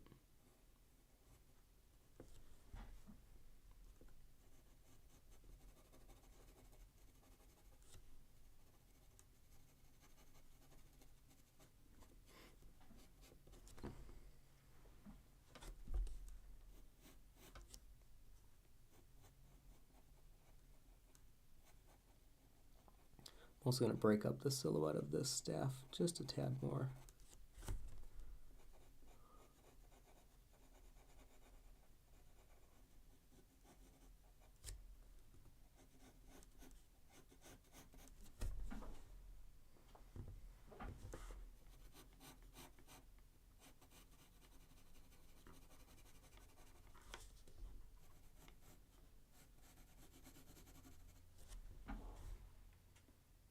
Yeah, so like I said, I'll probably go around, if not tonight, I guess tomorrow's a holiday. Let's see here.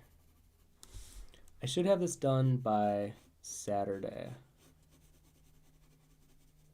And then I'll post it and I'll let all my Patreons see what they're going to be getting in the mail. As I mentioned earlier, I'm going to probably make this a small print that I'm going to give exclusively to my Patreon backers.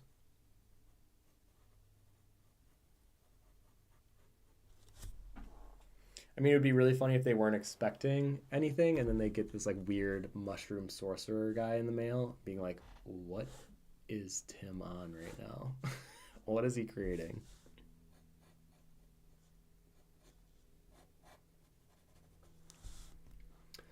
Let's see here.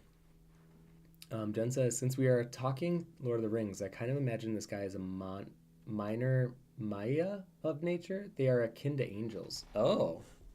I mean, I do like I grew up Roman Catholic, so I definitely have a lot of influence from cathedrals and um, bib- not biblical art. I would say more cathedral art and imagery, and a lot of the rituals that were performed when I was growing up.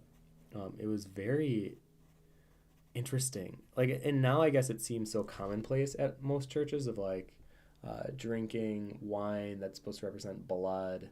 But if you like, when I really took a step back to really think of it, it's quite pagan. And I know that a lot of beliefs are just kind of mirrored and copied from one another and of different religions and cultures across the ages. But it is very um, almost fantastical in some ways. Like we're literally drinking wine that was meant to represent being converted to blood that we're drinking of God's Son. So we're drinking the Son of God's blood for eternal life. It's very like you would think it's almost like a storybook of some kind, like a dark fantasy. Um, and I think that's why I obviously we won't get into a discussion about religion or anything, but I just find it very interesting how a lot of religions feel very fantastical when you really take a step back and look at them.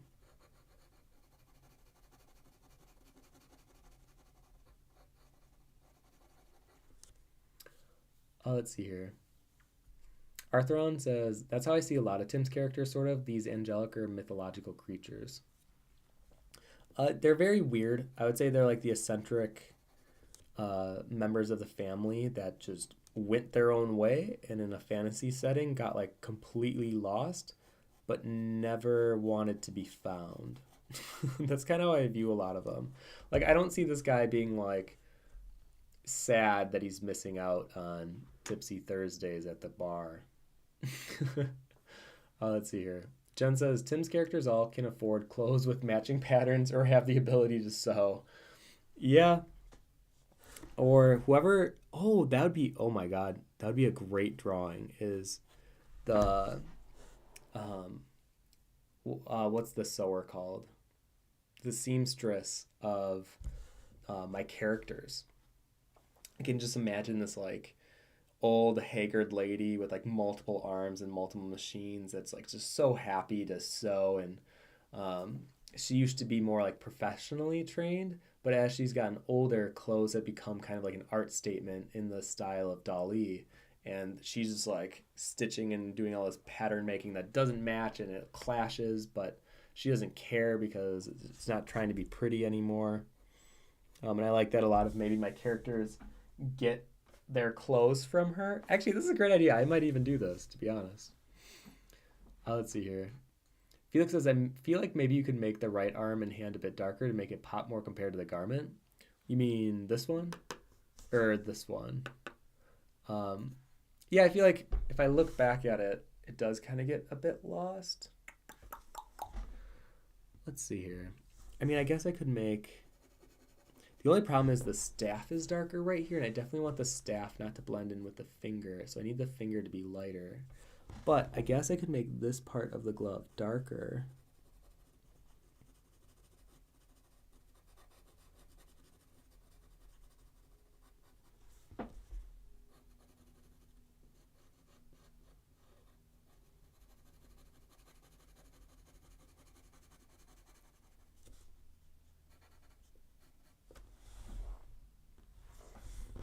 Maybe even make this lighter.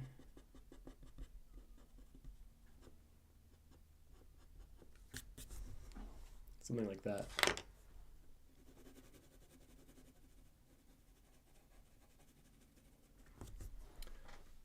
Krina says, don't know if this came up already, but saw on Amazon the documentary with John Howe explaining Tolkien's influence through art, connecting Lord of the Rings, Nibelungenlied, and North myth, etc. Really enjoyed it. Man, I had never heard of any of these things before today. It's kind of funny how many of you guys just, I feel like it's like common knowledge, and I'm like the odd man out being like, oh, I've never even heard of that. But I didn't really know a lot about Lord of the Rings lore until I met Josh, because he's a super big fan. And then when I watched Lord of the Rings, I was younger. I was like a kid. So a lot of it didn't retain for me, and I don't really remember a lot of it when I was in my teen era. And it wasn't until I rewatched all the films 3 days consecutively. We watched the extended versions, and that it was very interesting how much I did not retain from my childhood, and I absolutely loved the first one. I think Fellowship of the Ring is like a 10 out of 10 fantasy movie for sure. The other two, I would say, in my opinion, are just a little weaker, but I think the first one is spectacular. Art one guy says, my birthday is on Christmas Day, and people always ask me if I feel gypped. My response is always, the only reason I feel gypped is that I can't turn water into wine. Yeah, being born on Christmas is, what an interesting thing. But on one hand, you'll always get the day off of work, usually. Well, I guess it depends on where you are and if the company believes in the Christmas celebration. But yeah, that's kind of weird, being born on a holiday. Jen says, to clarify, Gandalf and the rest of the wizards belong to an order of Maya called the Istari. Maya start out with the ability to shift. Oh my gosh, you guys are so knowledgeable on this stuff. I mean, I definitely am, like, I have a lot of knowledge more so with, like, Final Fantasy and, like, film trivia I feel very strong in. But Lord of the Rings, I have to admit, I'm pretty dense. I don't know a lot of these things. I feel like it gets a little messy here. Okay, so now I'm at the point where I don't want to do the super intricate detailing because that's a lot of me just like very close up and edging out a lot of areas. So instead, I'm going to kind of finish up the background elements. So I'll probably do some of this here. But I kind of like how this one fades and it gets smaller and like it kind of breaks down. I almost don't know if I like that this becomes a full circle. I might take that out. And also when it comes to art, I'm very good at taking things out and just seeing how it looks. I never feel committed to something unless if I actually really like it and I feel like it adds to the piece.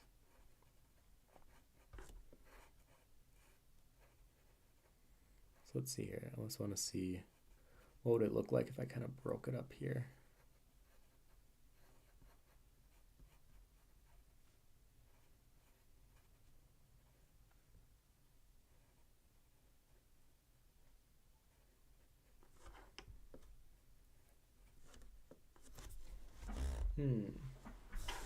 Might have to look at that a little longer.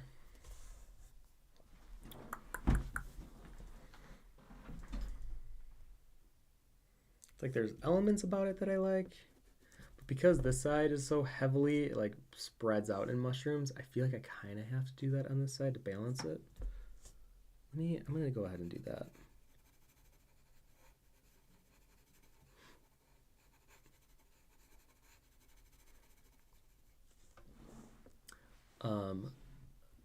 Let's see here. One art guy, something that I really love about Tolkien is that both him and Muka were heavily influenced by the industrial era, not because they liked it, but because they really hated it. Oh, that's interesting. I mean, I feel that a little bit when I watch like Ghibli films and films that are very much like returning to, you know, the humanity of this earth that we all live on and protecting it and taking care of it. So I feel like that is a thread through a lot of humanity, especially for those who are looking to like protect our futures. So it kind of makes sense. Maybe they were like seeing how much worse it could get even back then.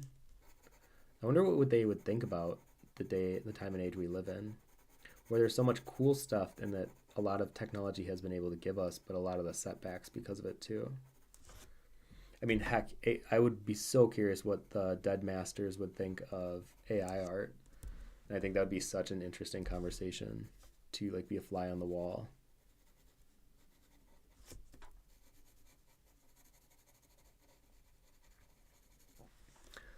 Jen says, I spend a lot of my teen years on wikis and Wikipedia. I mean, honestly, I love that. I love when people are passionate about fictional characters and worlds, and I think getting lost in fantasy is such a beautiful thing. I mean, obviously, we don't want to live in fantasy forever that we're like ignoring things in our real life, but I think it's just really exciting because then our minds are able to play in this fantastical realm and there are no rules really. And you know, I like it. It like reminds me of being a kid whenever I get lost in that feeling. Felix says, I also think it's really interesting that people in America usually think of Disney versions of Grimm fairy tales rather than the more adult original version. You know, I would have agreed with you like 15 years ago, but I think nowadays everyone sees Disney as like this weird corporate conglomerate that, like Disney remakes, I don't think anyone thinks that they're actually anywhere near the original fairy tale or like Hans Christian Andersen or Grimm fairy tale. But during the golden age of Disney, 100% that's what people like. People definitely thought that's what Little Mermaid was, and they thought it was like a nice happy ending. Not so much. Or even with like Cinderella. Cinderella is actually kind of scary. A lot more, we'll just say, gore. Or not, I don't even say, well, kind of, actually. Kind of. Arthron says, unfortunately, I need to improve so much at once. For example, a figure needs hands, face, clothes, etc. Do you suggest focusing, studying one per week, or just do a few from each week?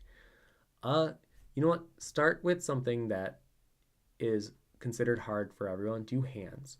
Try to draw like 10 hands a day, and then as you're drawing them, try to be actively aware while you're working. I think the biggest problem is that artists aren't drawing enough to learn. I think artists aren't being actively aware while they're drawing to learn from it. So, example, if you're just copy and pasting 10 hands from, Pinterest and you're calling those studies, what did you actually learn? I think a way to make it more challenging is to like draw 5, pick out what you learned from them, and draw the same hand without reference but flipped the other direction. Because if you were able to learn from the original studies you did, you should be able to have picked up something to be able to recreate it. So my challenge for you would be don't worry about the quantity of work. Focus really on the quality and the mindset you have while you're working. And I would start with something that is very objectively capturable, like a hand, and then draw 5 of them. And then, try to draw the other 5 from without reference and try to do it in a very similar pose as that first hand, but do it flipped.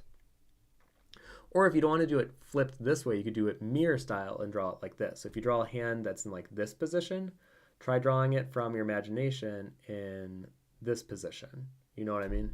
Try that. Oh, Barbara. Man, you guys are so on top of it. Okay, let's see here.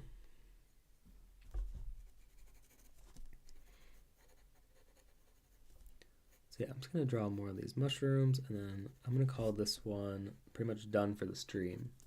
So if you have any questions that you want to get asked, or you want to ask before the end of the stream, I'll probably take a bit more, actually. We still have 15 minutes.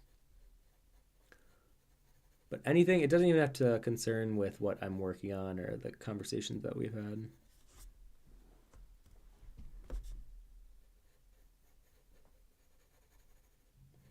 I know for me, I had a tarot reading done recently, and it really showed me how much I miss drawing my original characters. And like, yeah, this is technically an original character, but this is such like a one-off idea. And I think one of my goals with next year, because I'm kind of taking a slight down step from cons. I think this year we did over 20, and then next year we're shooting for about 12, so almost in half. So with that extra time, I'm hoping to spend it more, obviously, with YouTube and creating video content, but also I want to start working on my book again. And that's something that I'm going to really try exploring. And of course, then I can make YouTube videos about like what's that like returning to my story and actually committing to writing and illustrating it. I think I just put too much on my plate with trying to do a tarot deck on top of doing this 5-foot epic drawing that's sitting upstairs still unfinished, and on top of going to cons and running a shop and doing the Patreon stuff and all that stuff, making sure I'm still making reels for Instagram and all. It takes a lot to be an artist nowadays. There's a lot of just like busy work that I never used to have when I went to art school, and it's a lot. I feel so bad. Like when I really think about the art community and like growing up if I was like 15 seeing the art community nowadays, it'd be so overwhelming all the time to think about like how am I going to make it. Thankfully, there are so many paths to make it that it's just kind of like narrowing down which ones you want to take, but still, it's very overwhelming.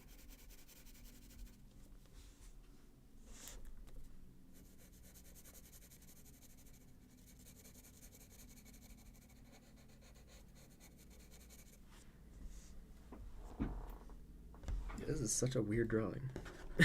Do you ever look at that sometimes when you like look at what you create and be like, yeah, this is a bit odd?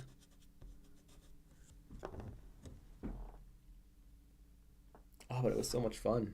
I can't even like be upset about how nonsensical the ideas behind him were because I just had such a good time drawing him.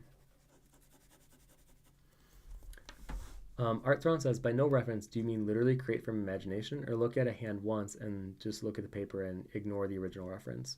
No, like, okay, so if you find an, or even, yeah, take a picture of your own hand. So put your hand in a position, take a picture of it, and then do like 5 of these, and then literally underneath of each of them, try to draw them either flipped, so try to imagine what it would look like on the other side, or try to mirror it and try to draw that hand but mirrored, and try to remember what you learned when you studied from the reference, and don't have your reference anywhere near you when you do the second 5.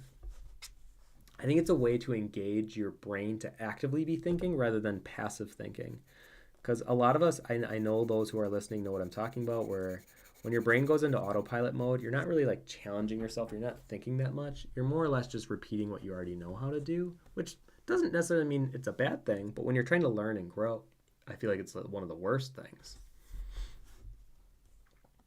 Just Barb says, do you do critiques? I do. I do them once every 3 months, and it's for my Patreon backers. And basically, I'll do a live stream kind of similar to this, but I literally actually did one yesterday. And people submit their work and then they tell me what they think is working, what's not working, and then I do a paint over and then talk over about it live, and then kind of give my feedback and direction pushing of where to go from there. So yeah. Icarus says, what do you think you've learned from writing a story? I've learned that all stories are human in nature, and the stories that are I'll just say least impactful. I won't say worse. I'll say least impactful are the ones that feel like their intention was to make money or to be popular or to be mainstream or to be a blockbuster, because they lack, a lot of the times, it's like a common thread, they lack humanity. And because of that, I don't think the stories are as engaging. So I would say in writing my own, I've realized that, well, I shouldn't say I'm still writing it, but I'm learning that the more that I put of myself in it, the better I think it will be. And I'm learning that, yeah, that makes sense, because the best stories that I like feel like they're very human. And what makes stories human, it takes a lot of the author being vulnerable and being okay with presenting their work to the world. That is, it's personal, it is not only vulnerable, but it can be very sensitive, because what if people don't like it? Then does that mean they don't like the creator? And then you're battling those issues. But if you can find the confidence to put yourself out there and be like, you know what, if people don't like me, that's okay. I'm not looking for people to like me, but the people that not only like the work, they probably like really connect with what my worldviews are, my perspective on things, or my emotional stability. And I think that's a beautiful thing to strive for. Let's see here. One art guy says, will you continue doing the monthly critiques? So it's every season, not every month. But yes, I will. So the next one, it will be in mid-January. Who knows? Maybe because I'm not doing these weekly Wednesday live streams, maybe I will make the critique streams more like every other month. That's definitely a possibility. I'm just seeing kind of how my time goes the next few months, and then seeing what I can add to it, what I can take away, and go from there. Okay, I think I'm mostly done with the larger things, because I know a lot of even these mushrooms will just be like little details.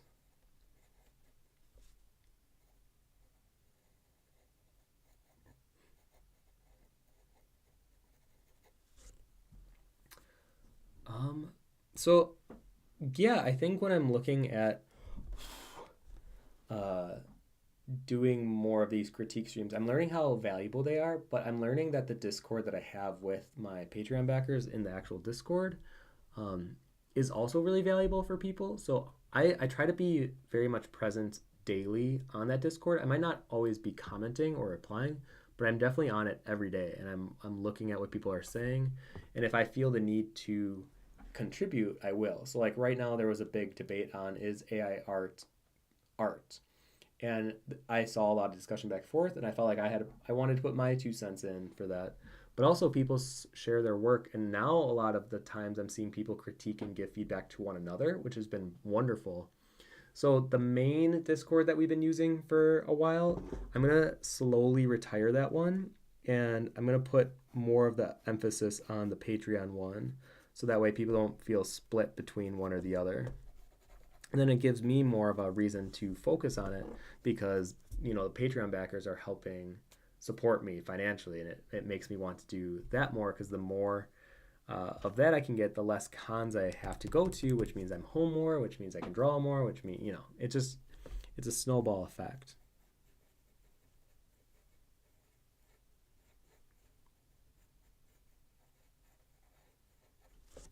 Yeah, he's fun. Okay, I think I'm going to cut the stream. I feel pretty good about where it's at, and I think I can go.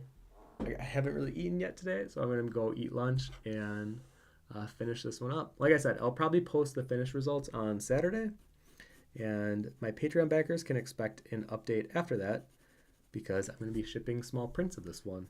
So yeah, thank you guys so much for coming, and I think this was a fun conversation. I'm doing one last live stream. If you've noticed, I haven't been really marketing these anywhere because I don't want people to build up this idea that I'm going to continue doing these and then get let down when they find out it's kind of the end of the live stream era. But next week will be my last one. I am bringing Josh on, and we'll kind of have a fun send-off. It'll be like a wrap-up for the year and for live streaming, and then you'll see a lot more pre-recorded videos, and I'm excited to share those with you guys. So thank you so much. Thank you guys. Let's see. One art guy says something a lot of new artists need to understand is that not everyone needs to like your art. People have different tastes. I love opera. My sibling wouldn't see one for $1 million.